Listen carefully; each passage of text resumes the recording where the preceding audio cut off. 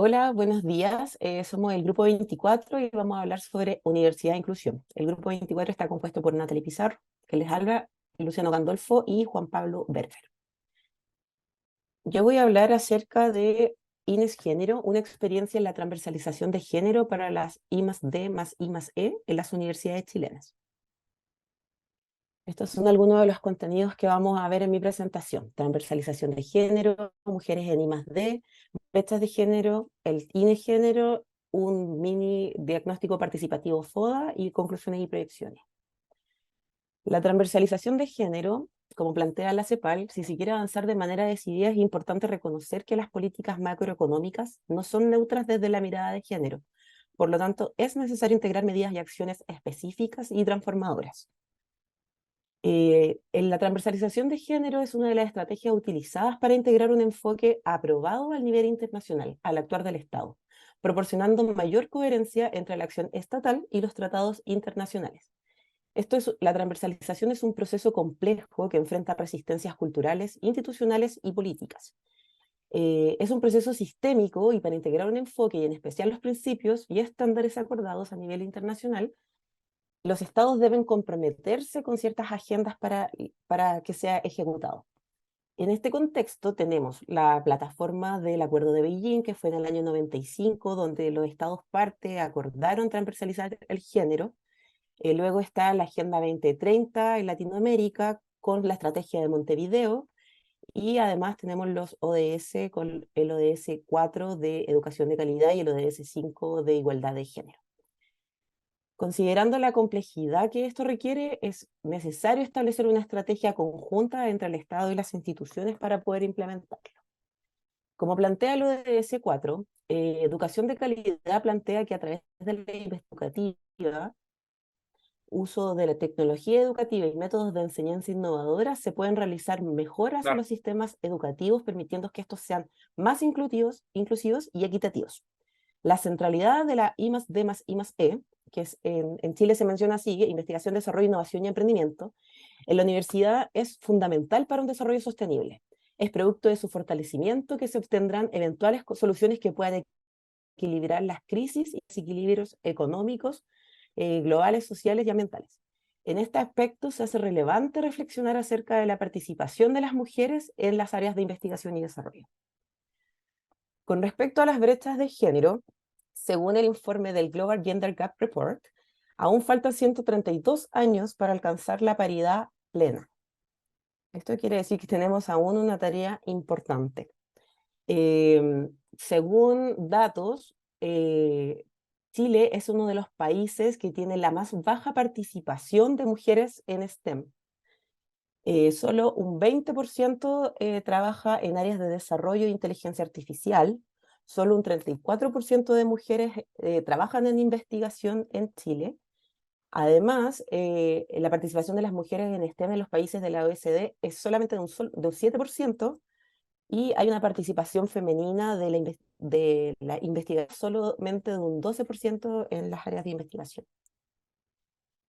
Además, en el mundo, solo un 2% de los artículos publicados a nivel europeo contiene la dimensión de género y solo un 1% de proyectos Horizonte 2020 incluyeron la dimensión de género en sus propuestas.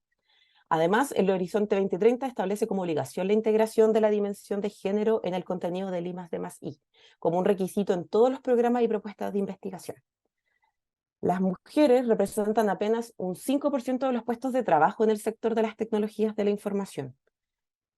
Por otro lado, las mujeres con grados de doctor reciben un 20% menos de remuneración que sus pares hombres, sin considerar en el área en que se desempeñan. Según el informe de la ONU de Mujeres en STEM, si estas brechas no se resuelven, aumentarán en la cuarta revolución industrial. La desigualdad de género y la pérdida de talento que ella conlleva impacta la sustentabilidad y productividad del país y como cada día que pasa los países dependerán crecientemente de la ciencia, tecnología, conocimiento e innovación.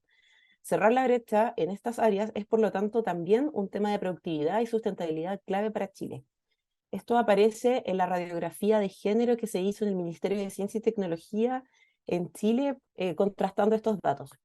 Podemos ver que en las carreras de las investigadoras El ingreso a las universidades en pregrado es más o menos equitativo, pero a medida que la carrera académica va avanzando, se considera una brecha importante y hay muchos estudios que lo demuestran de cómo las mujeres no logran llegar a los grados de doctora y ahí disminuye y tiene mucho que ver con labores de cuidado y con la maternidad y con muchas cosas que tienen que ver con los cuidados. Por tanto, es importante abordar estas temáticas para ver por qué las mujeres no logran avanzar en sus carreras académicas. Considerando todo esto, bueno, el año 2021, entendiendo el gobierno que vive actualmente Chile, que se ha declarado un gobierno feminista y donde la agenda de género ha sido prioridad, se lanzó la Política Nacional de Igualdad de Género para la Ciencia, Tecnología, Conocimiento e Innovación, con su plan de acción 50-50 para el 2030. Esto es una hoja de ruta para la implementación del enfoque de género en la ciencia, tecnología, conocimiento e innovación. El INEGénero, que es el proyecto que yo les voy a comentar, es el primer instrumento de política pública en Chile para promover la igualdad de género en los ámbitos de investigación, desarrollo, innovación y emprendimiento de base científico-tecnológica. Los INEGénero empezaron a ejecutarse en 2021 al alero de esta política. Hasta el día de hoy tenemos 23 universidades privadas y estatales que se han adjudicado los INEGénero. INES significa Innovación en Educación Superior con Perspectiva de Género. El 2021 fueron 3 universidades, el año 2022 se lo adjudicaron 10 universidades y en total se ha invertido alrededor de $10 millones que se han entregado a las instituciones para la implementación e instalación de capacidades de innovación con perspectiva de género. Dentro de los lineamientos que tiene el INES, está alineado con la política del Ministerio de Ciencia y Tecnología, el cual tiene entre sus propósitos fundamentales asegurar el acceso y desarrollo del liderazgo de las mujeres en el sistema de CTCI, construir un sistema de investigación y desarrollo sensible al género y fortalecer la institucionalidad del sistema del CTCI en igualdad de género. Bueno, además comentarle que lo interesante de este proyecto INEGénero es que se ha creado una red de colaboración entre todas las universidades que se han adjudicado los proyectos. Como plantea la doctora Vania Figueroa, que es una de las directoras de los INEGéneros de la Universidad Autónoma, la Red Nacional de Proyectos INEGénero se funda en la colaboración, en un sistema que basa su éxito en las competencias. Es un acto revolucionario y un acto crítico de la constitución de estos proyectos. Con este espíritu colaborativo, la red se pone a disposición del Ministerio para aportar el conocimiento que hemos levantado en las distintas instituciones donde estos proyectos se están instalando. Es interesante lo que ha ocurrido y aquí podemos ver algunas fotos de un encuentro que hubo recientemente en Antofagasta, donde se encontraron universidades de todo el territorio de Chile, considerando también las particularidades de cada territorio, del norte de Chile, del centro y del sur.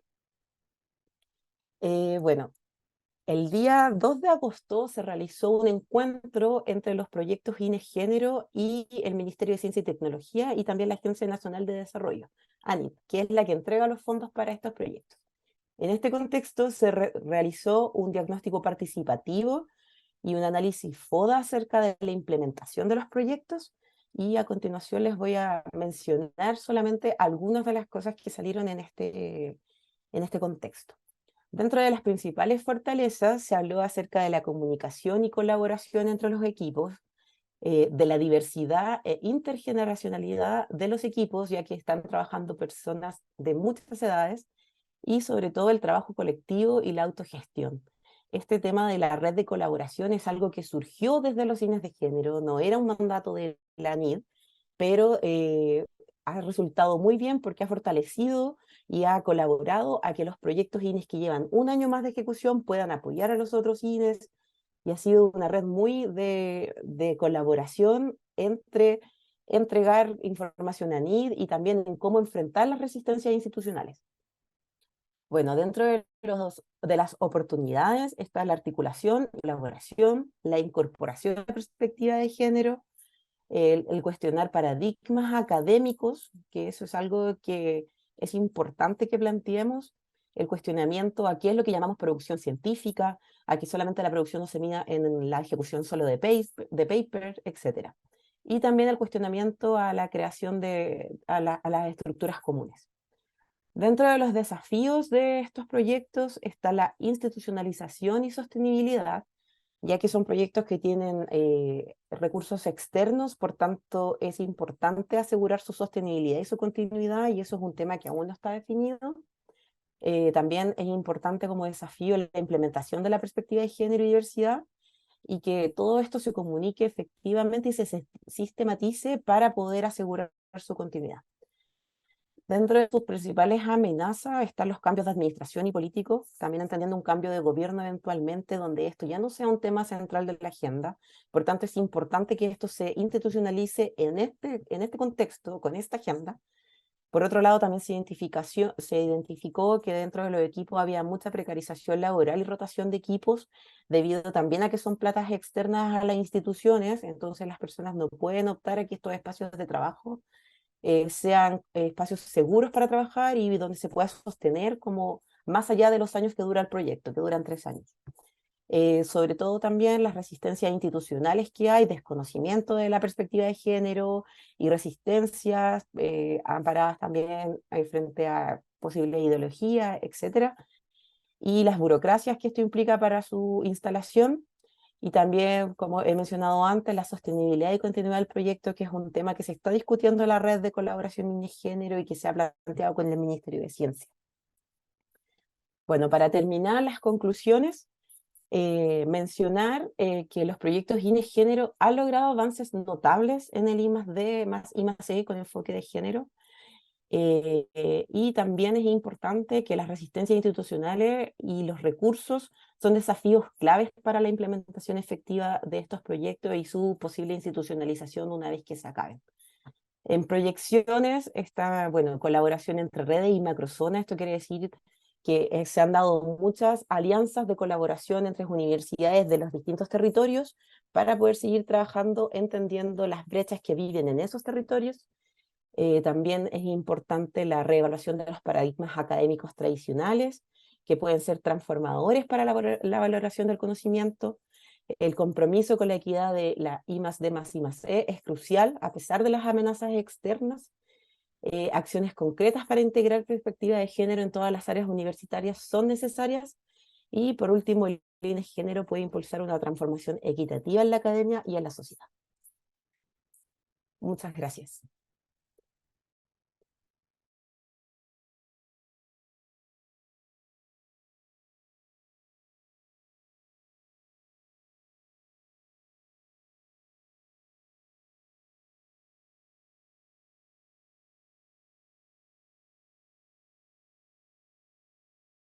Hola, buenos días, buenas tardes, también depende del lugar donde se encuentren. Mi nombre es Luciano Gandolfo y en esta oportunidad voy a hablar de la extensión universitaria como una vinculación con el medio social que rodea a la universidad.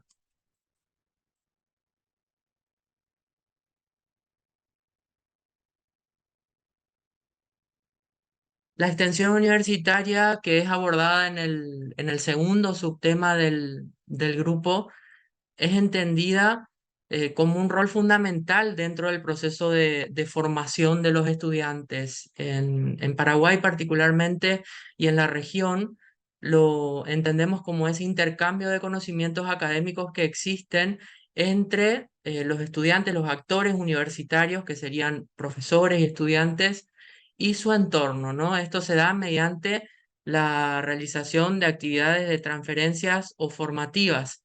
En este gráfico se puede observar la vinculación que existe en el proceso formativo entre la academia, la investigación y la extensión universitaria como tres partes de un mismo todo, digamos, como tres partes del proceso formativo que en definitiva se da en cada clase, en cada encuentro. La academia, desde su lugar, con las cuestiones curriculares, y técnicas, ¿verdad?, que profesionalizan cada área de estudio. La investigación, un poco también buscando todos aquellos nuevos conocimientos que se pueden captar o producir desde la institución de educación superior y la extensión universitaria como el tercer componente que vincula a la academia y a la investigación con el medio. Luego vamos a ver el diálogo que existe entre estas partes, un diálogo constante, y dice el objetivo principal entonces transferir a la comunidad los beneficios de los conocimientos científicos y tecnológicos generados, vinculando a los actores con su entorno. Esto se da porque la universidad actual es una universidad pensada en contacto con su entorno, en contacto y en diálogo con la comunidad, y deja de ser un poco esa universidad encerrada en claustros o en aulas donde el conocimiento se interiorizaba solamente en un grupo para abrirse, para expandirse, para buscar nuevos horizontes y también, por supuesto, para transferir todos esos conocimientos a su entorno. El fin principal de la extensión universitaria también es colaborar con la mejora del entorno desde los actores académicos, los actores universitarios. Aquí se puede ver la vinculación que existe con el medio y este diálogo que mencionábamos entre los actores universitarios y el medio externo, y en particular realizado a través de actividades formativas y proyectos sociales. La extensión universitaria tiene en particular dos áreas bien delimitadas, que son actividades intramuro por un lado y por otro lado extramuro. Todo lo intramuro llamamos aquello que es formativo extracurricular, es decir, un sistema de capacitaciones, conferencias, congresos que constantemente aportan a los estudiantes nuevos conocimientos, ¿no? Y la vanguardia científica y tecnológica para que lo incorporen a su proceso de aprendizaje. Y por otro lado, también están los proyectos sociales, un componente muy importante de la extensión, donde justamente se vincula con el medio y sobre todo con los sectores más vulnerables.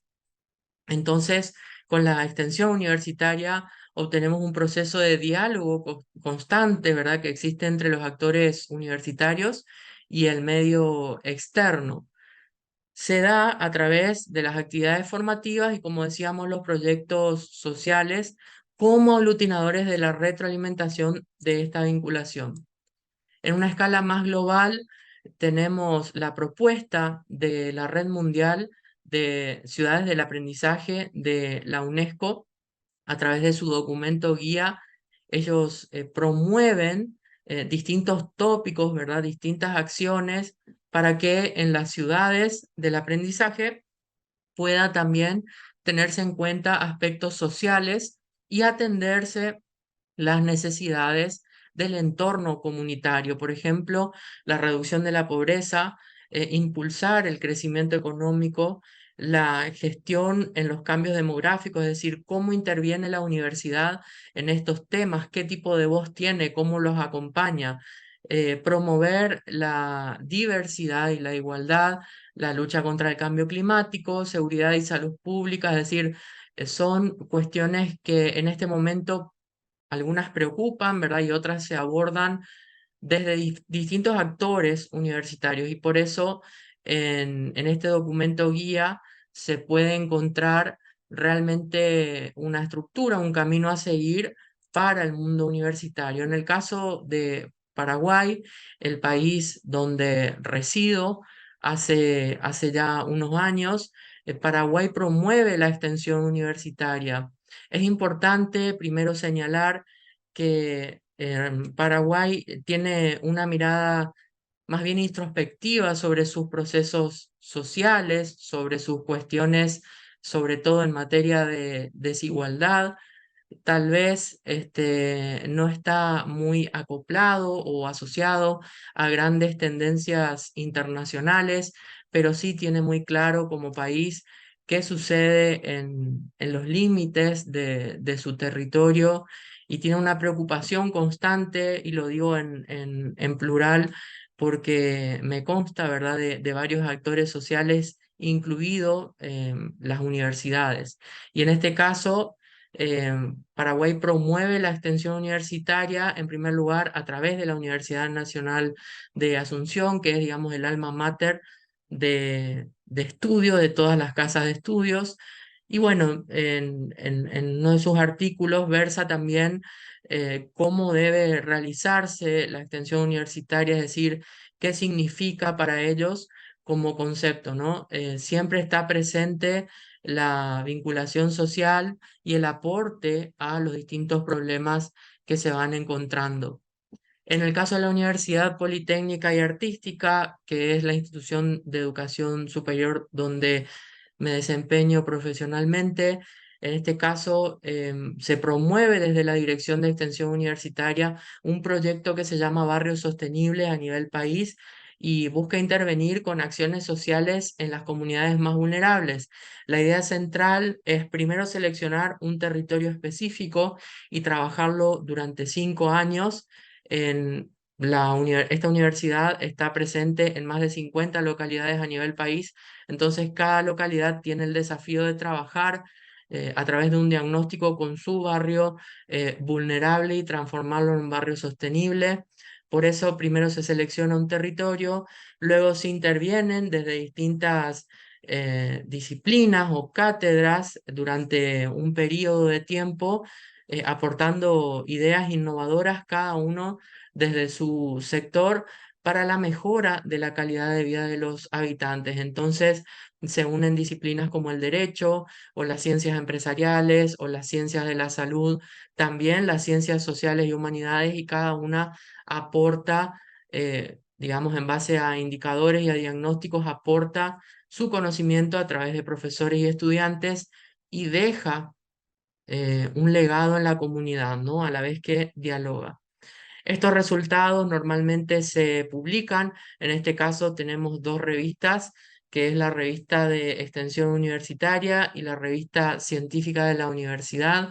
Entonces es importante también devolver a la comunidad los resultados de los procesos que se iniciaron y también que se vean reflejados los cambios para allí demostrar el éxito en las gestiones. También tenemos datos poblacionales y un poco concluyendo la presentación y en las proyecciones futuras, Paraguay tiene un índice de pobreza extrema del 5,6% del total. Estos son datos del Instituto Nacional de Estadística del Gobierno Nacional. Sin embargo, Paraguay está considerado como un país en crecimiento, sobre todo en lo que es el cono sur de Hispanoamérica, ¿verdad? Y el Mercosur es es un país que está en desarrollo y que tiene índices de crecimiento. Sin embargo, siguen existiendo problemas de índole social, de accesibilidad también a la salud, a la educación y también a alimentos que se pueden demostrar en esta cifra. Por eso se debe continuar con la extensión universitaria y los actores de la educación superior deben continuar con estas prácticas. Los desafíos entonces son, en primer lugar, consolidar la extensión universitaria como una de las funciones básicas de la universidad, junto con la academia y la investigación, colaborar a través de la extensión universitaria con políticas sociales y gubernamentales, es decir, seguir todos una misma línea de trabajo, fomentar la capacitación continua de estudiantes, docentes y directivos a través de la realización de actividades extracurriculares. También difundir las expresiones culturales de cada entorno comunitario y, por supuesto, difundir los resultados de las actividades logradas. Muchas gracias.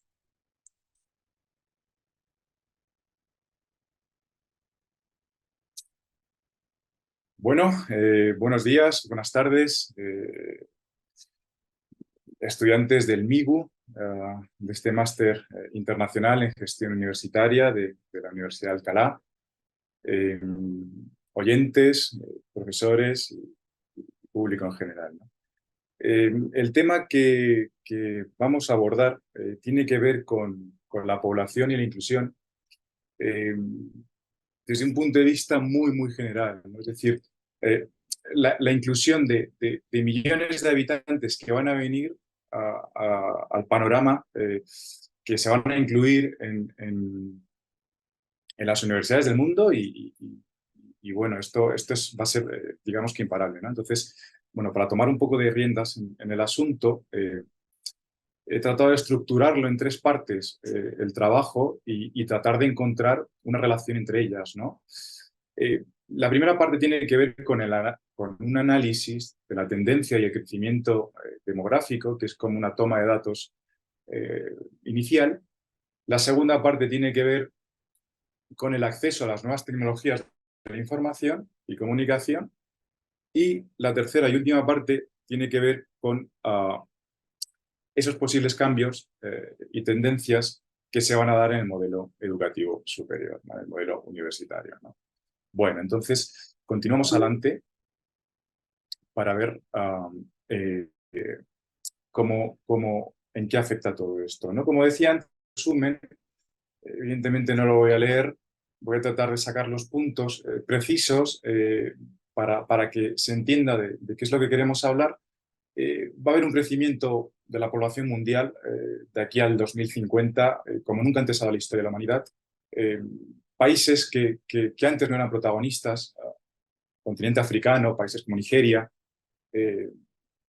India, que por primera vez va a superar a China por el crecimiento demográfico. Pues evidentemente esto va a producir un cambio, no solo en el modelo de la educación universitaria, sino también un cambio sociocultural y económico a una escala nunca vista antes, ¿no?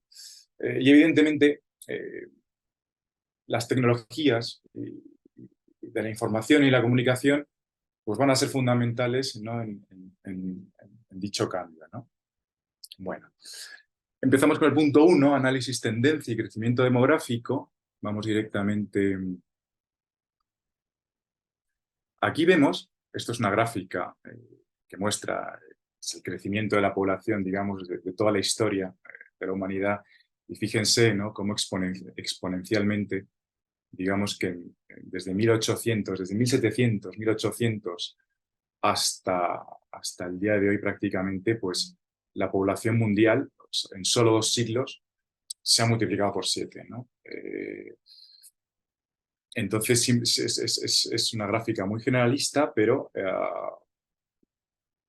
pone de manifiesto cómo en tan poco tiempo la humanidad ha crecido tanto. Bueno, bien. Aquí vemos 2 portadas del National Geographic. Una portada es de 1998 y la otra es del 2023. La del 98 ya muestra la preocupación por el crecimiento de la población mundial.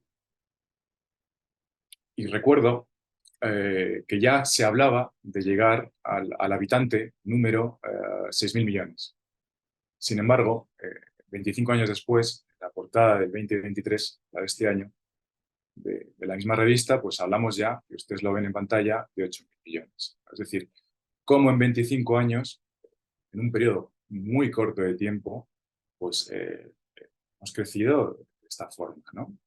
Entonces, evidentemente esto va a traer cambios profundos y estructurales en el mundo y en todos los países, a nivel político, social,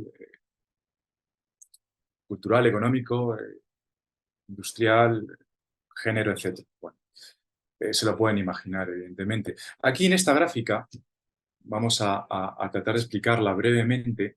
Este es el crecimiento, esta es la suma de crecimiento, digamos de todos los continentes del mundo, y digamos un poco en puntos, en líneas discontinuas su proyección. Por ejemplo, esta amarilla es la de Asia, la de África es esta de aquí, que empieza a despuntar, y el resto de continentes, lo que es Europa, Oceanía y demás, parece que va a tener un crecimiento estable, no va a variar mucho, ¿no? La suma de todas estas es esta de aquí. Y si observamos, según las revistas, las portadas de la revista, ¿no? El año 2000, 1998, 2 años más, el 2000, que ya éramos 6.000 millones, y ahora en el 2023, digamos que ya somos 8.000 millones, pues es lo que hablábamos antes, ¿no? Simplemente queríamos sustentarlo con datos. Pero la proyección continúa. Bien, esto es una gráfica, son datos de población del Banco Mundial, donde Nigeria actualmente tiene pues, 218 millones de habitantes, ¿no? Y dicen que para el 2050 pues, será prácticamente el país más habitado del mundo, superando tanto a China como a la India, ¿no? Estos países que vemos en color azul oscuro, Norteamérica, India, China, bueno, azul más claro, Rusia y Brasil, pues son los países más poblados, ¿no? Bueno, continuamos.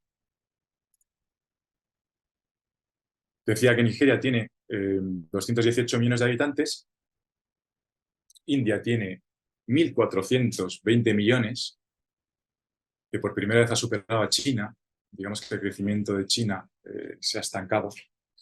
Se ha estancado, bueno, entre comillas, porque todavía va a seguir creciendo, pero acuérdense de la política, la restricción de solamente tener un hijo único, y de alguna forma ha ido mermando un poco esa capacidad o esa tasa de natalidad necesaria esa tasa de reposición necesaria para poder seguir creciendo, ¿no? Entonces, de momento, China va a quedarse estancado. En España somos 47 millones de habitantes, simplemente para un territorio similar, geográficamente muy parecido en extensión a Nigeria. Tal vez España sea levemente más grande, pero para que vean ustedes la diferencia de población.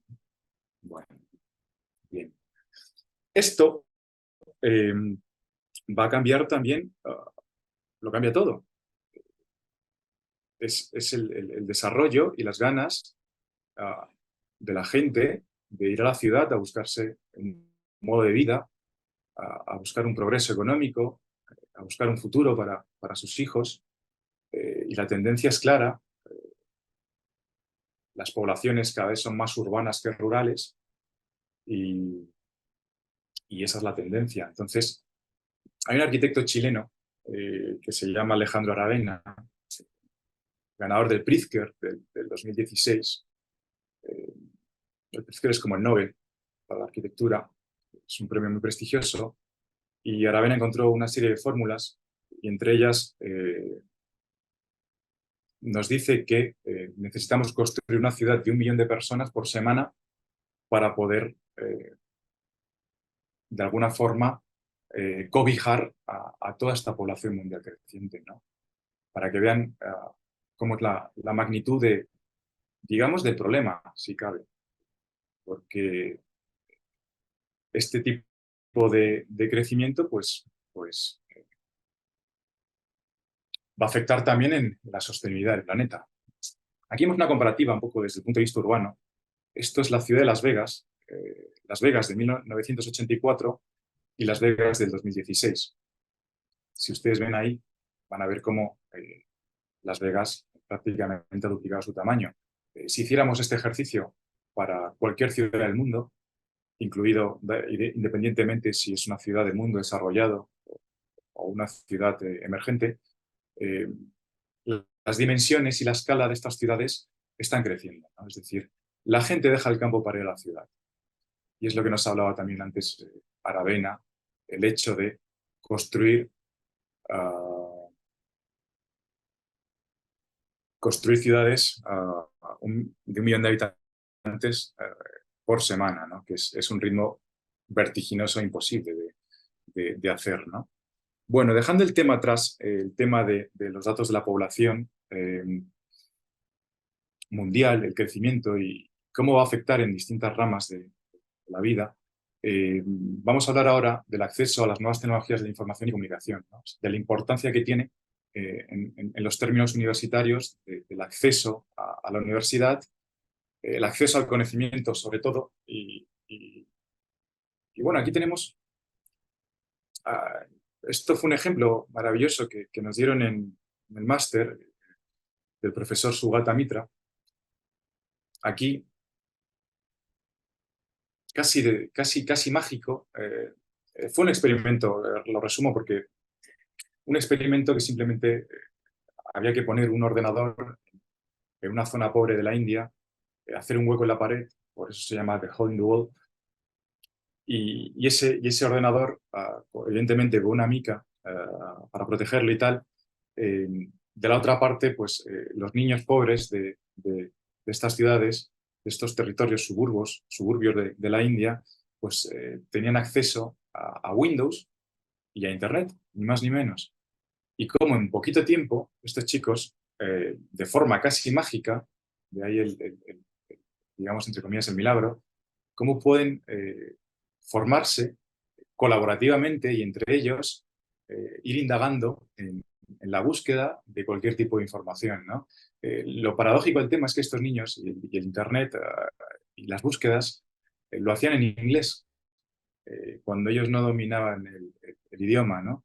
Eh, es igual que si ahora a un niño de 5 o 6 años le das un dispositivo electrónico y no le dices cómo funciona, el hecho de manipular y tocar e indagar, pues de alguna forma accede a cierto tipo de conocimiento, ¿no?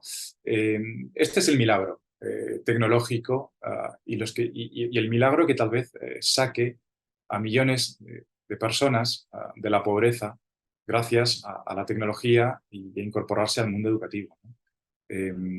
Este es el valor que tiene el profesor, ¿no? Entonces, aquí escribo directamente y digo, ¿no?, que la diferencia entre ser analfabeto y no serlo será el acceso que se tiene a Internet. Ni más ni menos, ¿no? De ahí la importancia de la tecnología, ¿no? Parece que el ser humano tiene ¿cómo se dice? Una predisposición innata con la tecnología, ¿no? Bueno. Y aquí nos podemos hacer una pregunta, ¿no? En esta era actual de la información, las tecnologías, las computadoras, etcétera, ¿no? ¿Qué diferencia hay actualmente entre un estudiante de ingeniería informática británico de un estudiante de la misma materia pero hindú? Bueno, es una pregunta que puede ser ingenua en cierto sentido, pero pienso que la diferencia tal vez radica en pocas cosas, porque la temática y el temario de ambas carreras son universales y seguramente lo que se estudia en Inglaterra tiene su correspondencia en la India. Y si entre ambos metemos toda la capacidad de información de las TICs, del Internet y demás, pues seguramente el hindú y el británico están en igualdad de condiciones, en igualdad de competencias. No sé si en igualdad de oportunidades, que eso es otro tema a resolver, pero seguramente tengan las mismas competencias, ¿no? Y esto gracias a la tecnología, ¿no? Bueno, continuamos para adelante. Dos imágenes. Países del tercer mundo: Perú, Latinoamérica, Nigeria, África. El esfuerzo es notable en la construcción de infraestructuras. Esta imagen de Perú, que es de Loreto, que es de la Amazonía peruana, y el hecho de construir una escuelita, el hecho de generar una infraestructura educativa, pues es bastante. Al igual que la imagen de la derecha en Nigeria, con los libros de textos. Pero claro, visto cómo es el mundo actualmente y lo que se viene, no es suficiente. Es decir, y volvemos a la imagen anterior de Sugatamitra. Lo fundamental es que estas escuelitas tengan, Dios mediante, esa conexión a Internet para que puedan estar en el mundo, ¿no? Es decir, es una condición necesaria, pero no suficiente, ¿no? Y esta va a ser la diferencia que marque la educación, ¿no? A partir de ahora, en cualquier parte del mundo, ¿no? Entonces, resumiendo, nos encontramos ante una disyuntiva tecnológica.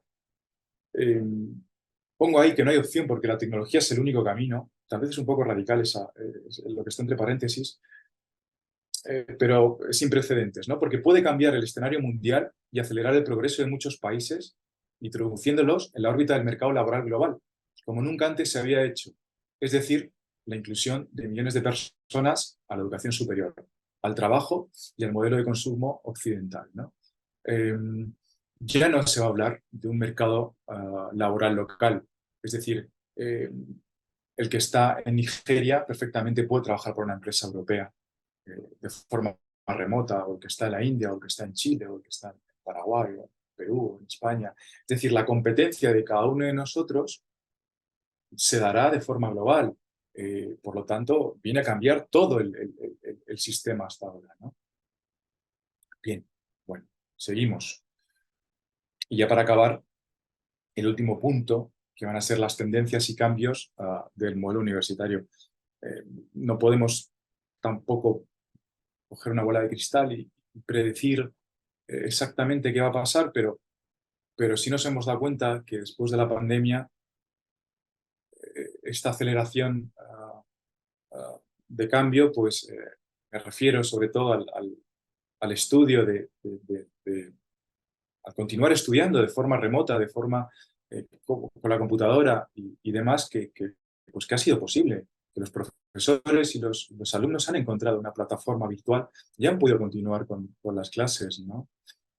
Bien, entonces seguimos ampliando el tema. Aquí nos dice que la educación, la alta educación, digamos, la educación superior, se está de alguna forma moviendo hacia esa temática, bueno, temática no, hacia ese componente online, ¿no? Y se espera de alguna forma, ¿no? Y es lo que nos habla el Fórum Económico Mundial, ¿no? Que casi el 72% de las personas encuestadas piensan que de aquí a 5 años la mayoría de los estudios van a ser por las computadoras.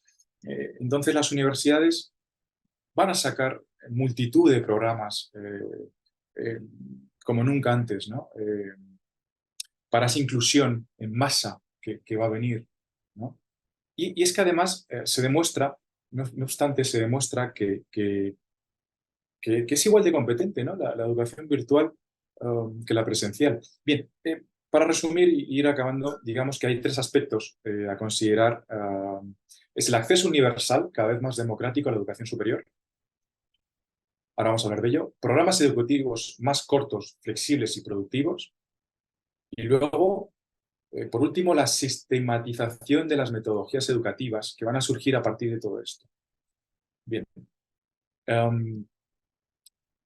El acceso es universal, cada vez es más democrático, y nadie se iba a imaginar que puede estudiar un programa de Harvard, de una de las universidades más prestigiosas del mundo, de la London School of Economics, de Cambridge o de cualquiera. Es decir, ya tenemos programas gratuitos, no solo gratuitos, sino también programas cortos en extensión, y que es lo que vamos a hablar ahora. Pero bueno, aquí leo rápidamente, la opinión de los estudiantes universitarios sobre la calidad de los programas en línea es comparable, incluso mejor, que la de los programas presenciales. Y la misma percepción tienen los empleadores. Vemos aquí en la foto de los estudiantes la disparidad de nacionalidades, de procedencias, y bueno, cada vez lo que va a tener la educación es que va a ser una educación universal, sin fronteras, ampliamente inclusiva, y el modelo de negocio universitario seguramente cambia. Bueno. Programas cortos, una actualización constante, títulos de demanda masiva, gente que con 40, 50, 60 años va a querer seguir estudiando, van a querer seguir formándose, van a querer desarrollar esas habilidades necesarias. El cambio es la única constante que tenemos en el mundo actualmente, y el mercado laboral tiene que ir actualizándose. Por lo tanto, las universidades tienen que ir igual o por delante del mercado laboral, si es posible, ¿no? Y van a haber pues, programas que sean asincrónicos, sincrónicos. El MIGU es un ejemplo claro de cómo nos podemos encontrar tantas nacionalidades, un continente como el latinoamericano, la península ibérica, en una plataforma y tener una educación de calidad.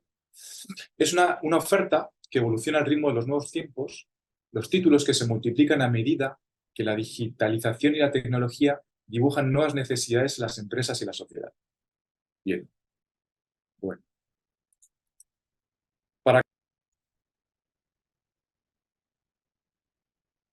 Bien, para acabar, la última diapositiva de esta presentación. Todo este cambio estos nuevos programas universitarios que van a surgir, evidentemente, paralelamente surgirán nuevas metodologías educativas, ¿no? Si comenzamos con la cátedra de origen grecolatino, que era teórica, que el profesor se ponía enfrente de los alumnos, soltaba su discurso y los alumnos escuchaban, esa cátedra evoluciona hacia esa concepción de origen anglosajón, introduciendo las clases prácticas, ¿no? Haciendo, digamos, teoría y práctica, ¿no? Para incorporar al trabajo lo antes posible y fomentar así una dinámica laboral exitosa. Bien, es en ese punto donde nos encontramos ahora, ¿no? En el modelo teórico práctico de la educación. Sin embargo, ahora han entrado a tallar otros aspectos interesantes, los cuales se pueden criticar también, como son desde el mundo de la industria y sus procesos, es decir, desde el mundo empresarial, ¿no? Cómo se quiere imitar la logística productiva aplicada a la enseñanza mediante la denominación de metodologías ágiles, que si bien son unas metodologías muy potentes para programas de impartición empresarial, porque hablan del concepto Lean, que es de la ausencia del desperdicio, de lo que es el esbelto y tal, y de ahí podemos derivarnos al Lean Management o al Project Management o Black Belt Sigma, etcétera, y tantos programas de estos.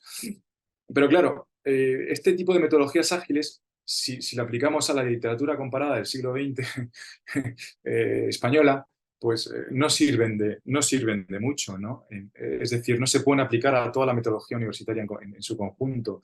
Entonces aquí me surge el interrogante que está ahí escrito, donde es aprender versus mecanizar el aprendizaje, ¿no? Que de alguna forma tenemos que tener cuidado y no siempre tratar de acortar procesos, ser eficientes en una lógica empresarial que aplicado a la universidad pues no siempre va a ser exitosa, ¿no?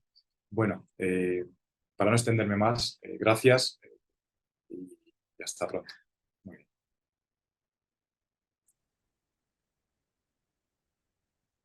bien. Bueno, así concluye nuestro tema Universidad e Inclusión, donde pudimos ver desde distintas perspectivas y distintos contextos cómo la universidad ser un ente que vincule a la sociedad y que impacte en temas de inclusión, tanto en género, tanto en inclusión social y población e inclusión. Muchas gracias por todo. Hasta luego, gracias. Gracias. Saludos, gracias.